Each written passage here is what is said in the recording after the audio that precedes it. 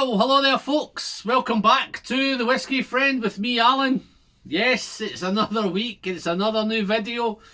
In today's video I'm going back to something I have done before. Going back about 10 months, I did the Laphroaig 10 cask strength batch 12. I did it from a sample. Since then I have opened my bottle and I think it's worthwhile to go back and revisit this one, because I think when I did the sample there was no scoring involved, and I think the video was a wee bit kind of hit and miss with it. I will pop a link to you guys if you want to go back and check it out. But what I'm going to do today, guys, I've poured two, I've poured it neat, and I've poured it probably half an hour ago, 25 minutes ago, and I've put quite a bit of water in this one here as well. I'm not seeing much cloudiness, I'm not seeing much Scotch mist. It does state on the bottle here that it is barrier filtered, only to remove small char particles that are present, but this filtering does not change or lessen the flavour in any way. Not too sure. I think I would like to have seen it go all Scotch mist, but unfortunately it hasn't. This is bottled, this is the February 2020 edition, batch 12.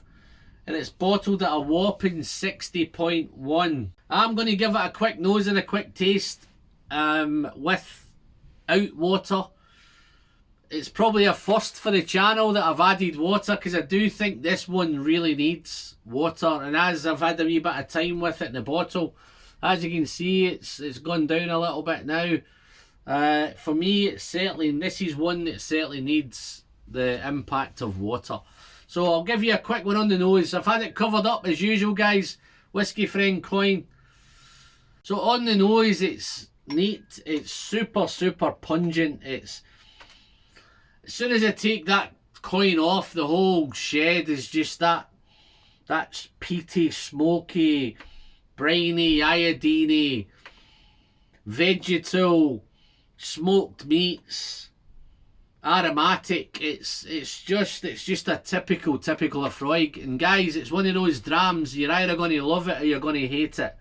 It's just so intense, it's so pungent, it's so powerful, and it's hard because it's 60.1. it's hard to distinguish.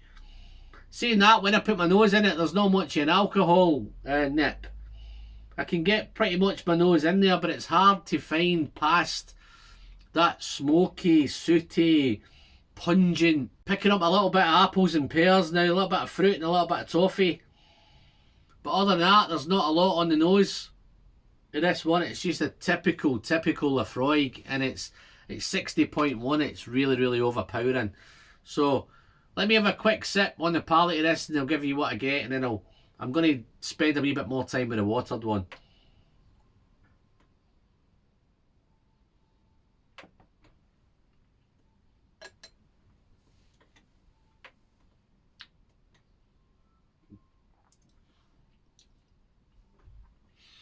As you can see, folks, there's not the usual Whiskey Friend sip on that one, because this is just too powerful at 60.1. It's intense, it's powerful, it's bad tempered, it's spicy, it's hot, it's earthy, it's pungent, it's just a real. There's no sweetness. It's savoury, it's earthy, it's sooty, it's smoky.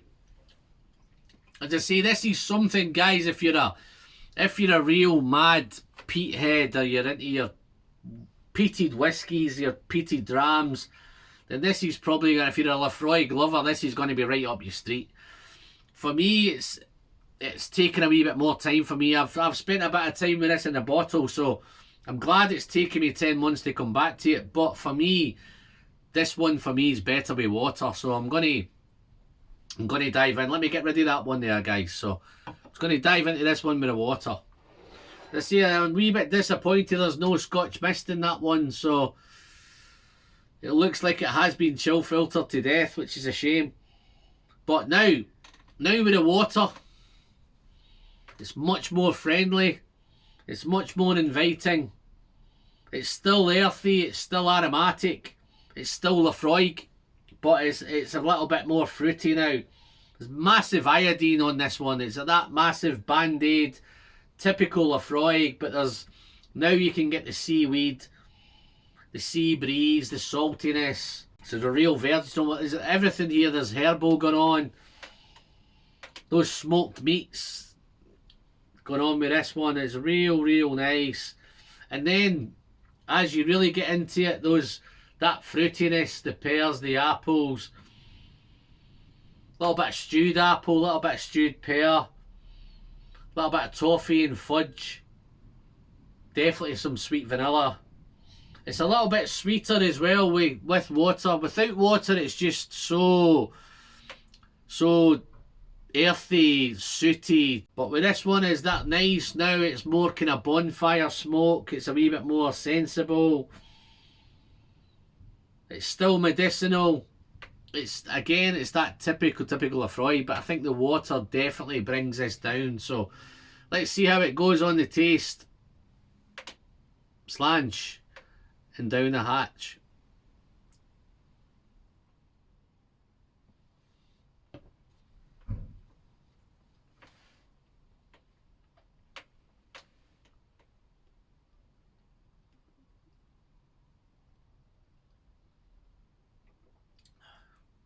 Now,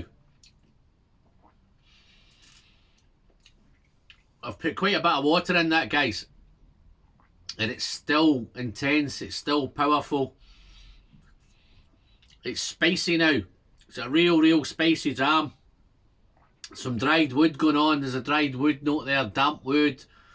It's oily, it's still earthy, it's still peaty, it's still smoky, it's still a little bit pungent, but the water's just taking some of the edge off. But it's more smoky on the palate than it is on the nose. Everything now seems burnt, so there's that toffee is now turned to burnt treacle. This is definitely complex. It's a big dram. It's not for the faint-hearted. You'll either love this or you'll hate it. I'm on the fence. But it's now gone fruity. The apples, the stewed apples, the baked apples, the ginger, the spice, sultana. It's still ashy. It's not as much sooty now, it's more ashy. And that burnt wood is still there. It's a much more interesting whiskey with water than it is without the water. If you're a maniac and you're a mad head and you're a mad peat head and you like drinking 60 plus ABVs, then I'm sure you'll enjoy that. For me, it's just too much. It's 60.1. I think it's much more interesting with a little bit of water, and it's a tough one for me, guys, to say adding water, because it's very rarely that I add water. But for me, this needs the water. Everything's really it's more interesting. Let me try one more sip, guys, and see if I get any more.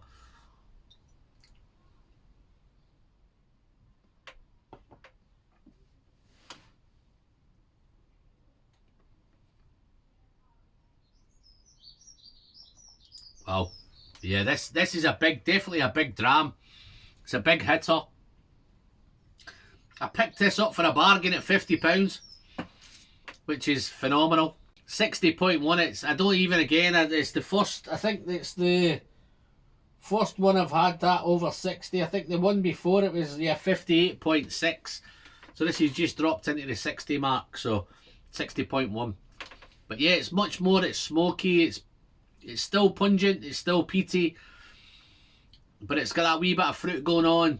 This is certainly not a sweet malt. This is definitely dry and savoury and earthy and sooty, and there's not a lot of sweetness. There's a little bit of vanilla in there somewhere, but this is by no means a sweet whiskey. This is all about power and intensity and pungent and peat and that peat smoke and those barbecued meats and that iodine and the sea breeze.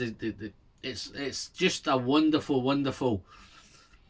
If you're a peat lover, then you'll love this. But what would I score it? I didn't score the sample. When I did it before, I never scored it because it was a sample. But this one, if I was to score it neat, it'd probably be about an 87 out of 100 because it just didn't give me enough without water. And then when I added water, it easily became 89, maybe even a 90. It made it a little bit more interesting. The complexity's off the chart. It's just a super Laphroaig. So your 40%ers and your Laphroaigs, drop a little bit of this in it and it'll soon sort it out. So that's another one done, guys. If you've liked it, you know what to do. Smash that thumbs up button down below. Don't forget to hit the subscribe button. I'll pop all the links into the description if you want to pick up some coins. If you want to catch me on Patreon, you want to catch me on Instagram, Twitter, Facebook, I'm on all of those. I'll pop links into below. That's pretty much for this month, guys. I think I've got a little bit going on, a little heads up for maybe June. I think I'm going to do a wee bit of American whiskey in June. If things go right, then I think July might even be, it may tie in quite nice with America. It's Texas. I may do a bit of Texas stuff in July. So I'm going to try and do a wee bit, take it off the track at the minute, and go down that kind of American whiskies, single malts, bourbons, ryes, just to see where that goes. So hopefully you'll tune in and watch them this time. I think I've done them before and not many people get into ryes. Trying to give a wee bit of context, guys, to different whiskies from different parts of the world, and I'm tackling America at the minute. So that's pretty much me for this one, guys. If you've liked it, you know what to do. I'm Alan, I'm the Whiskey Friend, and I'll catch up with you in the next one. Cheers now, bye bye.